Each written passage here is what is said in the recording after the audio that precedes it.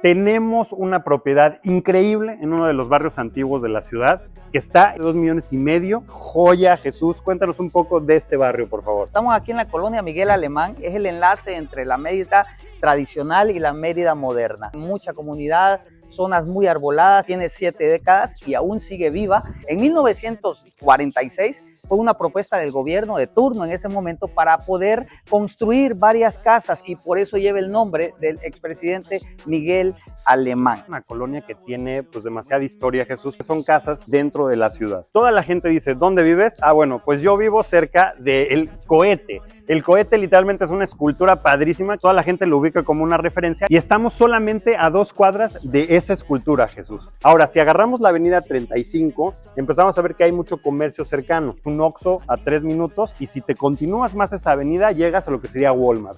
¿Qué pasó? Que se vuelve como una especie de esos barrios, tal vez en la Ciudad de México, como la Colonia Roma o la Condesa, que tienen su encanto, sus heladerías, sus parques y además opciones inmobiliarias. Es una casa completamente restaurada, está muy bonita por dentro. Acompáñame al interior porque, bueno, hay que verla. Algo que me llamó bastante la atención. La herrería de la casa. Hay una conjugación de tipos de materiales. La varilla sólida, la parte de tubo redondo y tubo cuadrado en esta parte. Un color mate café que al final eso le da el toque final para la vista principal que tiene la casa. Estas casas realmente las hicieron en un periodo donde Mérida estaba creciendo mucho. Prácticamente todas eran casi similares y lo primero que nos recibe es este estancia. Pero a mí me quedó una duda. ¿Por qué? Porque en la colonia Roma en México, cuando había temblado, la gente se fue hacia afuera de la Roma, pero ahorita regresó después de muchos años que pasaron los temblores y entonces las casas valían poco, se fue la gente y cuando regresan las casas ya están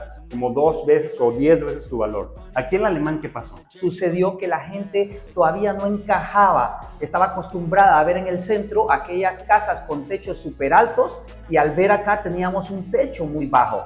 Llegó el momento en que el gobierno todavía no tenía el jale suficiente y terminó rematando a precio de costo. Ahora ya es una zona súper privilegiada porque al final mucha gente desea estar porque estamos adentro del periférico y eso es lo que gana mucho porque la gente quiere vivirla acá. Le pasó lo mismo que esos barrios antiguos de la Ciudad de México.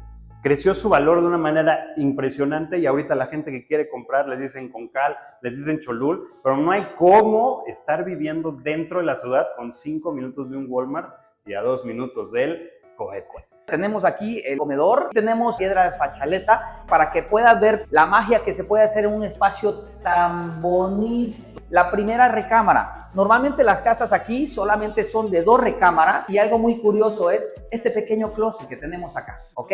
Aprovecharon este espacio para colocar este closet. Tenemos esta ventana que nos da con vista al patio, tenemos un ventilador y otra cosa muy importante es que en esta parte tenemos otro closet que nos da la apertura para que ingresemos al baño completo. Esta fue una modificación extra que hizo el propietario, está muy amplio y muy cómodo. Tenemos una segunda recámara y tenemos a la par su baño respectivo completamente con la cerámica desde el piso hasta la parte del techo.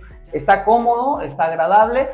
Oye José, y lo más importante, tú me mencionaste que tenía una tercera recámara. Sí, claro. Realmente la propiedad, como fue remodelada, Jesús, si ustedes me siguen por este pasillo, realmente tendríamos la entrada hacia lo que sería el jardín. Pero el propietario lo que hizo es cubrir todo esto, olvidarse de las hormigas, olvidarse de los insectos, hacer su área de lavado de este lado, su calentador de este lado y además la tercera recámara de la unidad de este lado.